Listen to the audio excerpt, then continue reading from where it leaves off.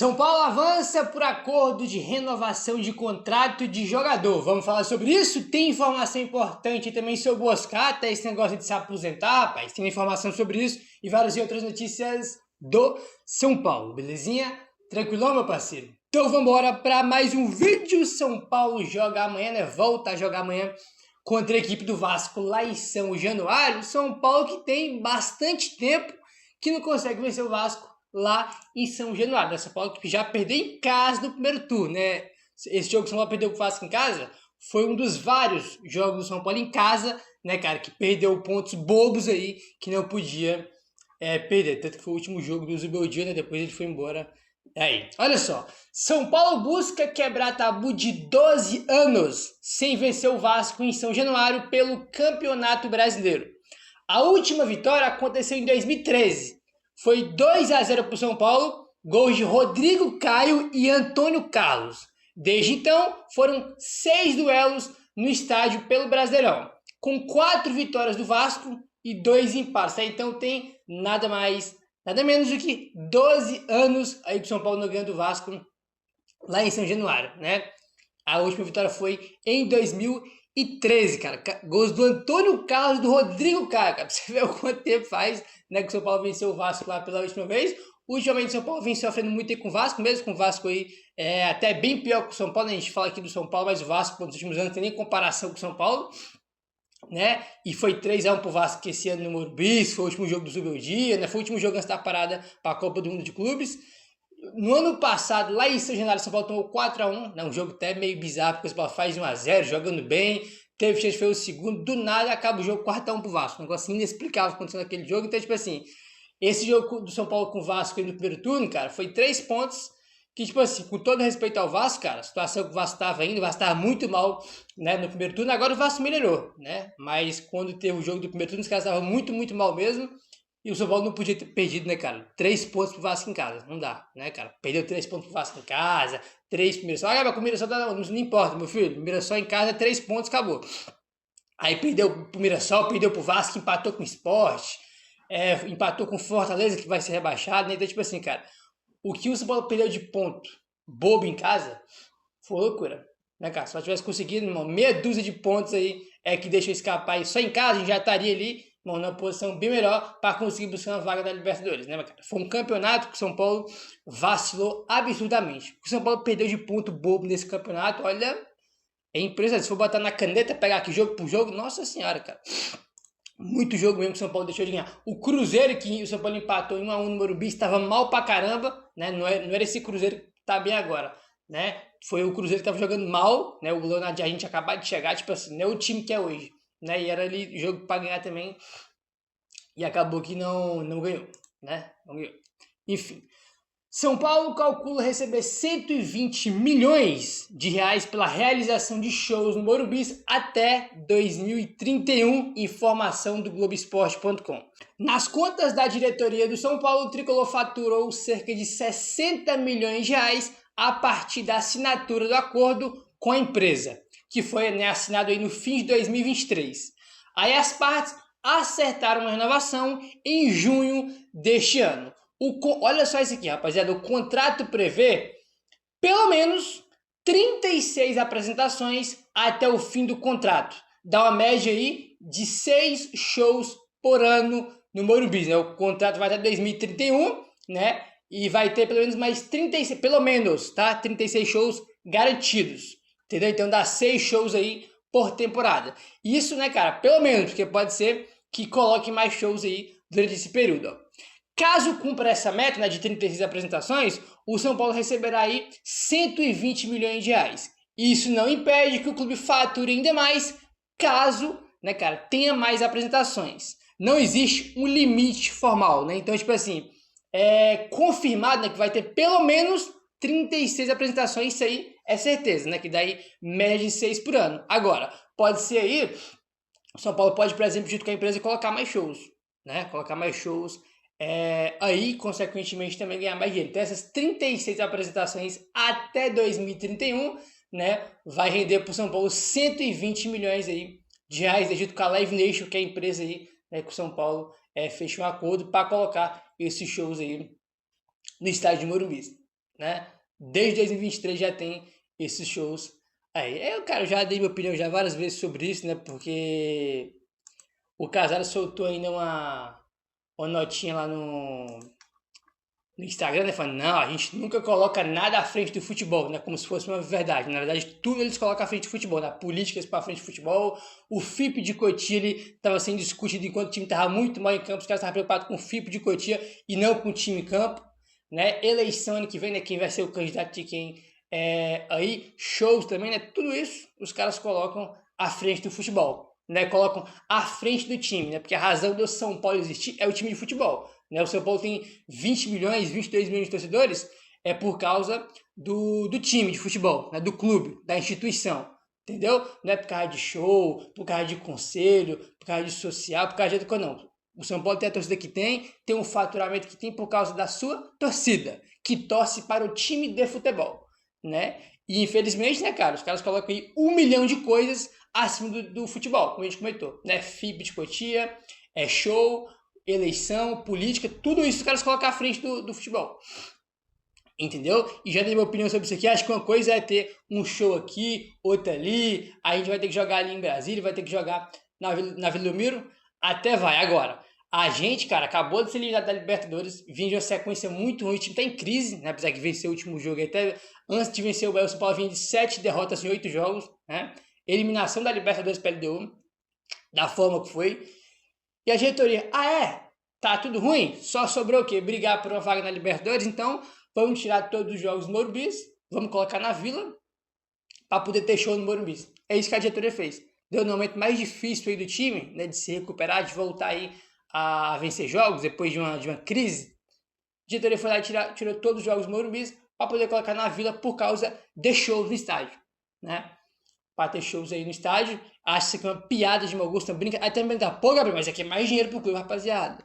Mais dinheiro pro São Paulo com essa diretoria e não adianta nada.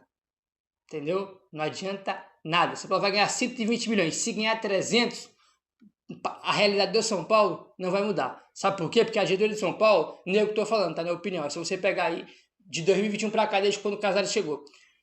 É uma diretoria que teve déficit em todos os anos, né, cara? De 4 anos teve déficit em 3, né? Foi 4 ou foi 5 anos que a gestão tá, só teve um ano de superávit. O resto foi tudo déficit, gastando muito mais do que o time arrecada. Tanto que, né, a dívida aí dobrou desde que o Casares chegou, né? Essa coisa bem básica.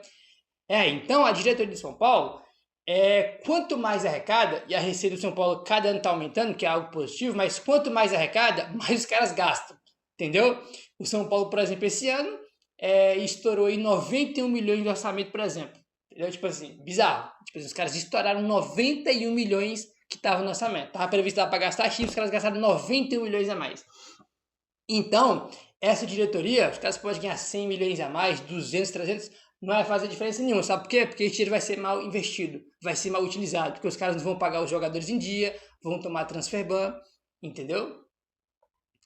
A dívida vai aumentar, então isso aqui, irmão, isso aqui significa uma coisa, é mais dinheiro entrando para mais dinheiro sair, simples. E nem o que tá falando, só você olhar aí, né, cara, essa diretoria, essa gestão dobrou a dívida de São Paulo. De todos os anos aí que tiveram, só um foi superávit. O resto terminaram aí, os outros anos terminaram no vermelho, gastando mais do que arrecada. Nem o que eu tô falando, tá aí números, fatos, só pesquisar. Né? Então, tipo assim, esse pra mim, não, mas o time precisa de dinheiro. Cara, o São Paulo não precisa de dinheiro. Sabe por que o São Paulo precisa? O São Paulo precisa de gestão, de competência. São Paulo tem uma receita gigantesca, entendeu? São Paulo não precisa de dinheiro. São Paulo já tem dinheiro, São Paulo já tem receita grande. Entendeu? São Paulo é um dos clubes que mais tem receita, um dos clubes que mais tem poder para arrecadar cada vez mais. São Paulo precisa de competência. Não é vender, colocar show no Morumbi pro time jogar fora que vai resolver. Muito pelo contrário. Então eu não compacto nem um pouco isso aqui, cara. Acho uma palhaçada de mau gosto.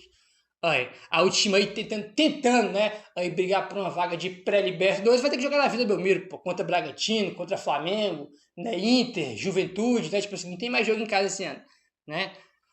Te contar um negócio, viu, cara? Vou te contar um negócio. Enfim, vamos seguindo aqui, bora falar aí sobre o Oscar, né, rapaz? Teve uma notícia surpreendente aí na semana, que foi essa questão que ele pensou, né, cogitou aí se aposentar, que foi algo que chamou muita atenção, porque, pô, do nada o cara tá machucado, volta esse ano, não volta, vai se aposentar, como assim?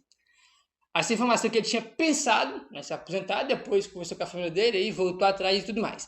Aí o Bruno Andrade aqui da ESPN, traz aqui mais uma informação de bastidor, olha só.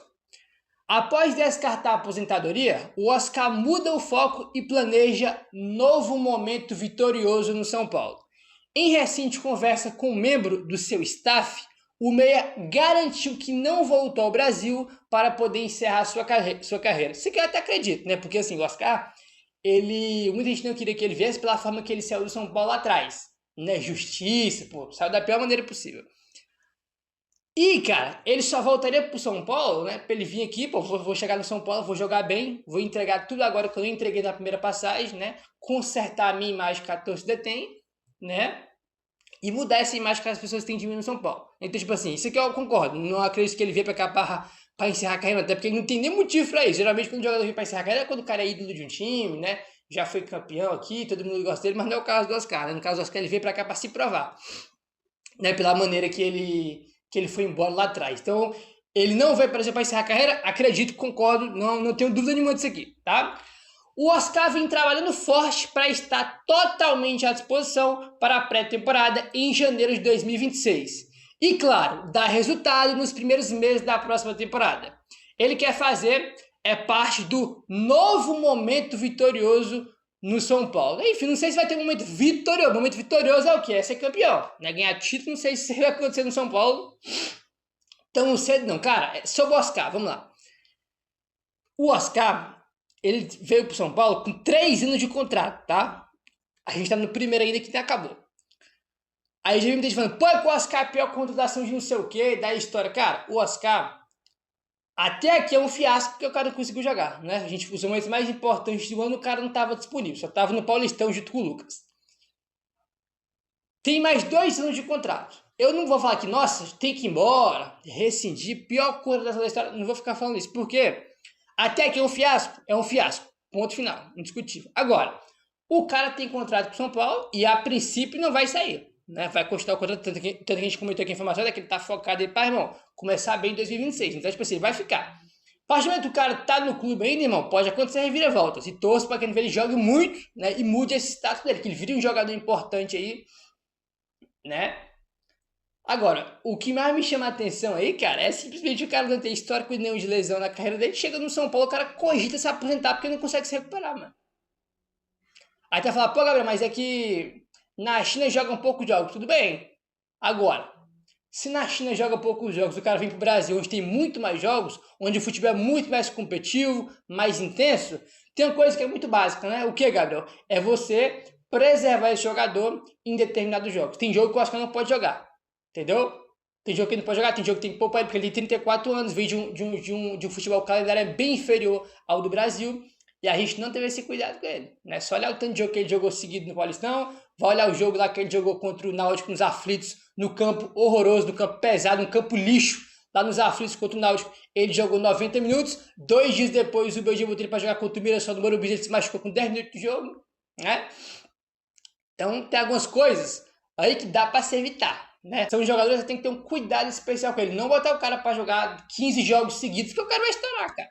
Entendeu? Então, tipo assim, quando ele estava disponível, eu acho que ele jogava bem, ele entregava, entendeu? Mas é óbvio que todo mundo vai ficar puto, pô, o cara não fica saudável, jogo contra ele o cara não tá, jogo contra o Atlético Nacional o cara não tá, jogo contra o Atlético Paranaense na Copa do Brasil o cara não tava. Então é óbvio que a gente fica chateado e puto com isso. Mas, cara, o cara tá aí e enquanto ele tiver, ele pode se recuperar, né? E é torcer pra ele se recuperar aí no ano que vem, porque se não se recuperar, se o Oscar não jogar bem no que vem, vai ser um fiasco absurdo, né? Torço muito pra que ele jogue, porque ele seja o melhor camisa 10, no caso, né? Porque ele é o meia, que ele seja o melhor camisa 10 do Brasil ano que vem, entendeu?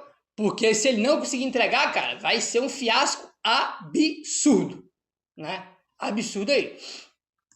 Então é torcer pra ele voltar ano que vem e voltar bem, porque ele vai voltar, ele vai estar aí, ele não vai embora. Não sei o que acontecer, uma reviravolta muito grande. Olha o que o Oscar aí, bora ele chegar em São Paulo, ó, quer rescindir o contrato. Por quê? Que é a única chance, cara, porque ele não vai abrir mão de um contrato, sei lá, de sei lá quantos milhões, né? Que ele recebe um absurdo aí, tem 3 anos de contrato, então o contrato dele é gigantesco. A única chance é ele chegar e rescindir, porque se ele chegar e rescindir, o São Paulo, irmão, pô, vai deixar de pagar uma grana absurda para ele até o fim do contrato. Então não tenho dúvida alguma que se ele quiser rescindir, o São Paulo rescinde.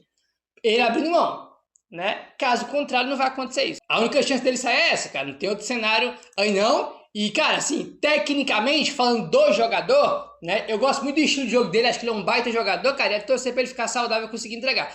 Se ele ficar saudável, eu não tenho dúvida alguma que ele vai entregar, porque ele tava jogando bem antes de se machucar, cara. Quando ele se machucou contra o Corinthians, né? Naqueles jogos ele não tava tão bem, né? Mas antes dele ter aquela lesão, ele tava jogando bem, entendeu? Antes da parada do Mundial, ele tava jogando bem, né? Aí ele volta, tem aquela lesão contra o Corinthians, né? Ele não tava tão bem, que foi os primeiros jogos dele do Crespo, né? Mas é um jogador que eu não tenho, por exemplo, dúvida nenhuma de que ele saudável vai conseguir entregar. Agora, o desafio é ele ficar saudável, né? Essa é a questão aí, entendeu? Essa é a questão. Tem que ter um cuidado especial com ele, a preparação especial com ele, com o Lucas, porque são jogadores mais velhos e vêm de histórico de lesão. Então, são dois jogadores que você tem que olhar, irmão, com a lupa, tomar cuidado com os caras. Preservar ele de determinados jogos. Tem jogo que não tem que pôr eles pra jogar, né? É assim, tem que fazer. Tem que fazer, entendeu? Vamos seguindo aqui agora e bora falar aí sobre o Rodriguinho, rapaz. Porque comentamos aqui, né? O São Paulo tá aí conversando para renovar com dois crias aí de Cotia que já estão no time principal, né? Que é o Felipe Negrutti e também o Rodriguinho, entendeu? E temos aqui novidades. São Paulo já abriu conversa aí com os dois, tanto com o Rodriguinho, tanto aí com o Felipe Negrutti. Segundo o Alexander Vieira, as conversas estão avançadas para o Rodriguinho renovar com o São Paulo até 2028, tá? Então até 2028 deve ser o novo contrato do Rodriguinho, que segundo o Alexander Vieira está em estágio avançado. Então o São Paulo avançou para renovar o contrato aí do Rodrigo, perdeu espaço aí ultimamente, né, cara? Tem alguns jogos já com o Crespo no pano para jogar, mas é um jogador jovem, tem potencial, oscila muito, é verdade, mas ele já mostrou que tem talento, né? Ele tem que diminuir essa oscilação dele, buscar mais um equilíbrio. Aí, porque quando o Crespo chega, dá oportunidade para ele, começa a jogar muito bem. Aí depois já cai de novo, vai ser uma questão que ele tem que resolver, né? Porque já tá há muito tempo aí também no time profissional do São Paulo, né? Meu querido, se inscreve no canal, deixa o like, valeu, tamo junto e saudações tricolores.